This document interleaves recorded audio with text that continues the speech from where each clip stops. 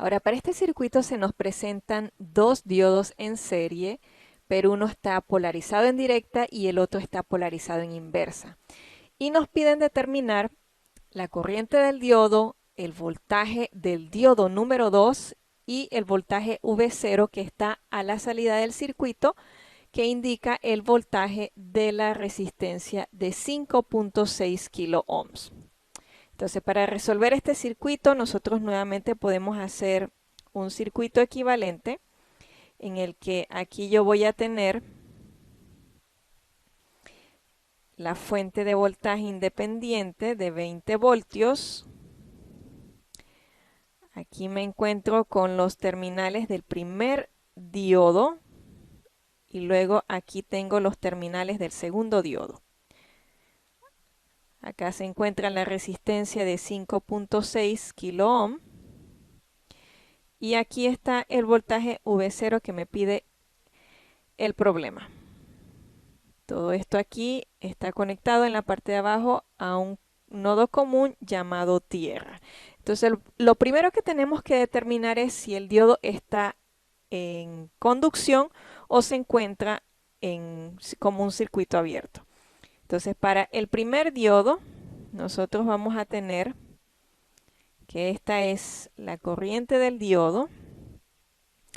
Entonces nosotros evaluamos que la corriente del diodo lleva la misma dirección que la corriente que sale de la fuente de voltaje independiente.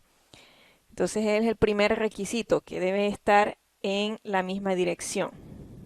Ahora, la otra condición que se debe cumplir para que este primer diodo esté en conducción es que el voltaje sea mayor que el voltaje de conducción o el voltaje de rodilla del diodo. Si este es un diodo de silicio, entonces debe ser mayor que 0.7 voltios. En este caso, 20 voltios es mucho mayor que 0.7 voltios, por lo tanto yo puedo reemplazar este diodo por una fuente de voltaje independiente cuyo valor es 0.7 voltios. Ahora, para el siguiente diodo nosotros observamos que este diodo está polarizado en inversa. Es decir, que la corriente de este diodo debería ir en este sentido cuando nosotros sabemos que la corriente de la fuente de voltaje va en el sentido contrario. Entonces, si eso está polarizado en inversa, es decir, que la corriente va en sentido contrario, nosotros allí tendríamos que reemplazar ese diodo por un circuito abierto. Entonces, este sería nuestro circuito equivalente y aquí vamos a tener el voltaje del diodo número 2 con esa polaridad. Entonces, procedemos a resolver ese problema. Y para resolver ese problema, entonces, nosotros vamos a encontrar que la corriente del diodo, como aquí hay un circuito abierto, va a ser igual a 0 amperes.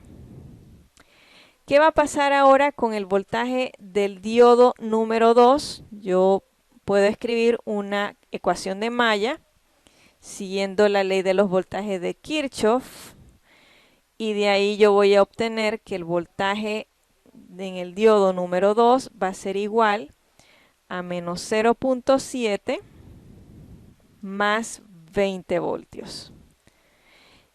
Y aquí tendríamos que también considerar la caída de voltaje de la resistencia, pero como la resistencia tiene una corriente que fluye igual a cero, entonces ese voltaje también va a ser igual a cero. Por lo tanto, el voltaje en el diodo número 2 va a ser igual a 19.3 voltios.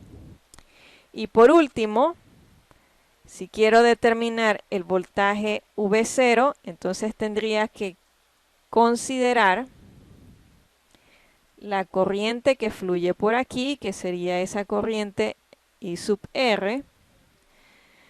Y el voltaje V0, ¿a qué va a ser igual? Va a ser igual, aquí está la polaridad más y acá menos, a la corriente IR por 5.6 por 10 a la 3 ohmios. Entonces, esta corriente IR es lo mismo que la corriente del diodo, por lo tanto, este valor es 0 y el voltaje V0 entonces va a ser igual a 0 voltios.